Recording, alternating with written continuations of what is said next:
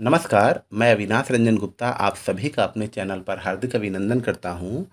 आज के इस वीडियो में हम अध्ययन करने वाले हैं पुरुष। ये सर्वनाम का एक उपभेद है और उसके बारे में हम लोग इस वीडियो में चर्चा करेंगे। तो शुरू करते हैं। सबसे पहले हम लोग ये जानते हैं कि पुरुष क्या है। तो देखिए, पुरुष को हम लोग अंग्रेजी में पर्सन कहते हैं और ये हिंदी व्याकरण के सर्वनाम का अर्थात प्रोनाउन का एक भेद है। इसका प्रयोग मौखिक अर्थात ओरल और लिखित अर्थात रिटन वार्तालाप में होता ही होता है। अर्थात कहीं पर भी कॉन्वर्सेशन होता है तो वहाँ पर सर्वनामों का प्रयोग अनिवार्य हो जाता है। अब हम लोग पुरुष को विस्तार में समझते हैं। देखिए, पुरुष कथ्य का कोई वक्ता या लेखक। कथ्य अर्थात डिस्कशन का कोई वक्ता बोलने वाला होगा या लिखने वाला होगा। श्रोता या पाठक या तो सुनने वाला होगा या पढ़ने वाला होगा। और विषय हुआ करता है या इन दोनों जिसके बारे में डिस्कशन करते हैं या जिसके बारे में बातचीत की जाती है वो होता है। तो इस आधार पर हम लोग ये तो जान पाते हैं कि सर्वनाम के पुरुषवाचक में तीन भेद मिलते हैं। पहला क्या है, देखिए पुरुष के भेदों में देखते हैं वक्ता या लेखक, जिसे हम लोग उत्तम पुरुष कहते हैं और अंग्रेजी में फर्स्ट पर्सन।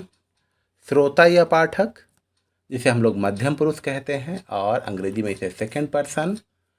विषय, ये दोनों जिसके बारे में बातचीत करते हैं वो कहलाता है अन्य पुरुष और अंग्रेजी में इसे हम लोग कहते हैं थर्ड पर्सन। उदाहरण देखिए, यहाँ वक्ता या लेखक, ये वक्ता या लेखक उत्तम पुरुष कहलाते हैं और ये जिन सर्वनामों का प्रयोग करते हैं वे हैं मैं, हमारा, हम, मुझको, हमारी, मैंने, मेरा, मुझे इत्यादि। अर्थात बोलने वाला हमेशा या लिखने वाला हमेशा उत्तम पुरुष होता है और सुनने वाला मध्यम पुरुष, जिसे हम लोग सेकंड पर्सन कहते हैं, ये सुनने वाला कहलाता है या पढ़ने वाला पाठक कहलाता है। और इसके लिए किन सर्वनामों का प्रयोग किया जाता है, यहाँ देखिए, तू, तुम, तुम्हें, आप, तुम्हारे, तुमने, आपने इत्यादि।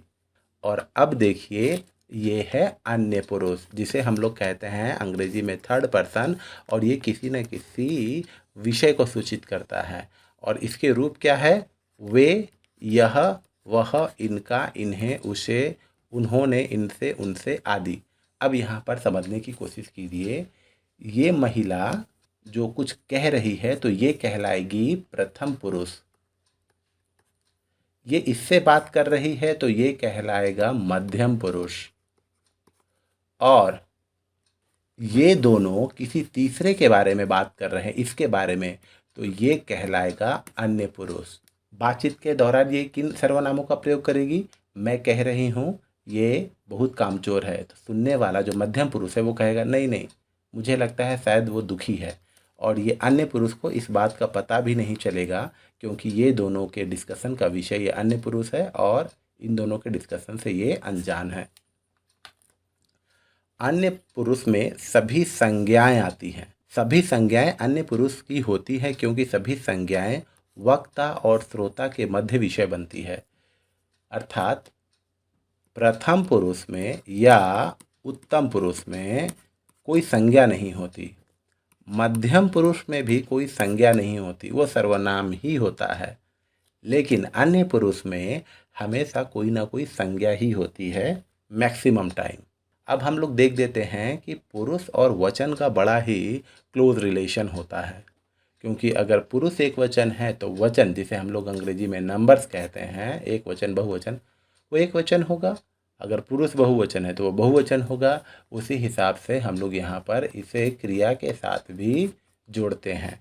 जैसे देखिए, पुरुष तथा वचन का घनिष्ठ संबंध है और फिर पुरुष का क्रिया से परोक्ष संबंध भी होता है। जैसे देखिए, मैं हूँ, तो ये क्या है, उत्तम पुरुष एक वचन। हम हैं या हम लोग हैं, ये हो गया एप की मात्रा पर समाप्त हो रहा है, उत्तम पुरुष बहुवचन। उसी प्रकार देखिए, तू, तुम, आप, तू है, तो ये अय में ख़त्म हो रहा है, ये मध्यम पुरुष एक वचन है। और उसी हिसाब से यहाँ देखिए, तुम हो, तुम लोग हो, ओ पे समाप्त हो रहा है, मध्यम पुरुष बहुवचन। अब आते हैं हम लोग अन्य पुरुष पर। यह वह, जिसे हम लोग दिस दैट कहते हैं, तो वह है ए पे ख़त्म हो रहा है। अन्य पुरुष एक वचन, और वे हैं या वे लोग हैं, ऐ पे ख़त्म हो रहा है। अन्य पुरुष बहुवचन। यहाँ एक बात याद रखिएगा, मध्य पुरुष का जो आप हैं, ये बहुवचन में क्रिया का प्रयोग तो होता है लेकिन आदर देने के लिए।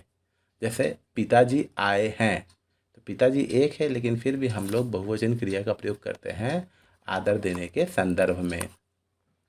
तो इस तरीके से हम लोग ये जान पाते हैं कि पुरुष जो होते हैं वो 3 प्रकार के होते हैं: उत्तम पुरुष, मध्यम पुरुष और अन्य पुरुष। उत्तम पुरुष मैं तू आप, जो हमेशा बोलने वाला या लिखने वाला होता है। मध्यम पुरुष तू तुम आप, ये सुनने वाला या पढ़ने वाला होता है। और ये दोनों जिसके बारे में डिस्कशन करते हैं वो कहलाता है अन्य पुरुष। तो इसी के साथ ये छोटा सा वीडियो यहीं समाप्त होता है। उम्मीद करता हूँ आपको ये वीडियो ज़रूर अच्छा लगा होगा। धन्यवाद।